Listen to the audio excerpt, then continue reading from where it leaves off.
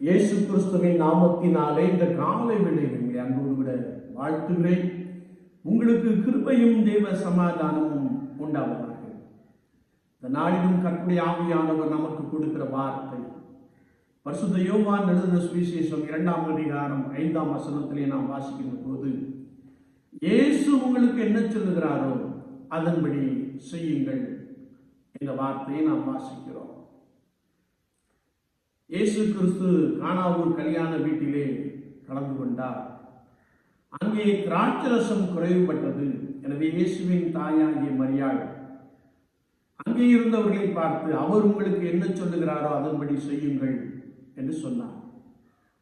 இயேசு கிறிஸ்து நமக்கு எதையாயிலும் சொல்ல வேண்டுமே என்றால், நமக்கும் கர்த்தராகிய இயேசு கிறிஸ்துவும் உள்ள உறவு சரியாக காணப்பட வேண்டும். அவர் விரும்புகின்ற பரிசுத்தத்தோடு விட நாம் அவரை நோக்கி காத்திருக்கின்ற பொழுது, அவர் நம்மோடு கூட பேசி நம்மை வழிநடத்துகிறவராக இருக்கிறார். அது மாத்திரமல்ல, அவர் வார்த்தைக்கு விசுவாசத்தோடு கூட கீழ்ப்படுகின்ற பொழுது அவர் குறைவுகளை நிறைவாக்குகிற தேவனாக இருக்கிறார்.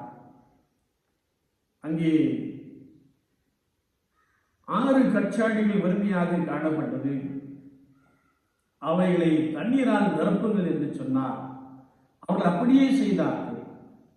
அவர்கள் இயேசு ஒரு பெரிய அற்புதத்தை செய்ய போகிறார் என்று விசுவாசித்து அவர்கள் கீழ்ப்படிந்தார்கள்.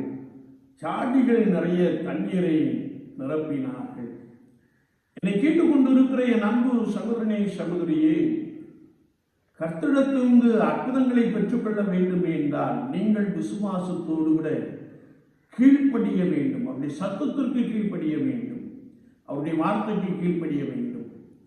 ஆபிரகாமை நாம் பார்க்கின்ற பொழுது, நிச்சயமாக நான் உன்னை ஆசீர்வதிக்கவே ஆசீர்வதித்து உன்னை பெருகவே பெருக பண்ணுவேன் என்று சொன்னார்.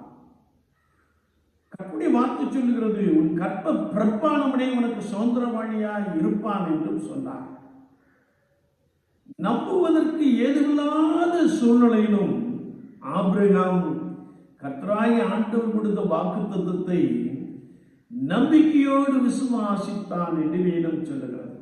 என்னை கேட்டுக்கொண்டிருக்கிற என் அன்பு சகோதரனே, சகோதரியே, கர்த்தராகிய இயேசு கிறிஸ்து உங்கள் குறைவுகளை நீக்கி நிறைவை உண்டு பண்ண வேண்டும் என்றால், கர்த்தருடைய வாழ்க்கையிலே பலத்த அற்புதங்களை செய்ய வேண்டும் என்றால், கர்த்தர் உனக்கு கற்பத்தின் கனியை கொடுக்க வேண்டும் என்றால், நெடுநாள் வியாதி நீங்கி போக வேண்டும் என்றால், நீ கர்த்தரை நோக்கி விசுவாசத்தோடு விட காத்திருக்கின்ற பொழுது, கர்த்தருடைய சத்தத்திற்கு நீ கீழ்ப்படிகின்ற பொழுது, அவருடைய வாழ்க்கையிலே பெரிய அற்புதங்களை செய்கிறார்.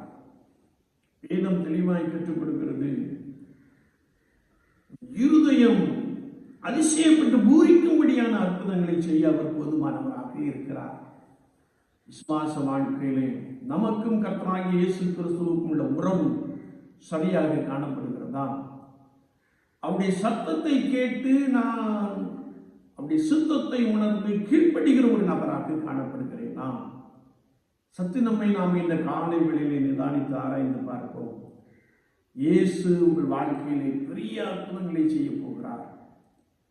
ஒருவேளை நீங்கள் எதிர்பார்த்து காத்திருக்கிற முடிவை கர்த்தர் இந்த நாளிலே உங்களுக்கு கொடுக்க போதுமானவராக இருக்கிறார்.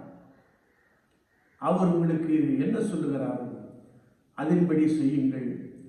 ஆண்டவர் சகல ஜனங்களை பார்க்கிலும் உங்களை ஆசீர்வாதமான ஒரு பாத்திரமாய், நிரம்பி வழிகின்ற ஒரு பாத்திரமாய், அதிசயங்களினாலே நிரப்புகிறவராக உங்களை மாற்றுவார். ஆண்டவர் அப்படிப்பட்ட கிருபைகளை நிறைவாய் கொடுப்பாராக. ஆமென், ஆமென். நாம் ஜெபிப்போம். நேசித்த நல்ல ஆண்டவரே, புதிய நாளுக்காய் ஸ்தோத்திரம். வார்த்தைகளை கேட்டவர்களுக்காய் ஸ்தோத்திரம். ஆண்டவரே, இவர்களுடைய உறவு உம்மோடு கூட சரியாய் காணப்பட, உங்களுடைய வார்த்தைக்கு விசுவாசித்து கீழ்ப்படிய, அது நிமித்தமாய் அற்புதங்களை சுதந்திரத்துக் கொள்ள கிருபை தார். இயேசுவின் நாமத்தினாலே இந்த வார்த்தைகளை கேட்டவர்களை ஆசீர்வதிக்கிறோம். சகல ஆசீர்வாதத்தினாலும் நிரப்பியது இயேசு கிறிஸ்துவின் நாமத்தில் பிதாவே. ஆமென், ஆமென்.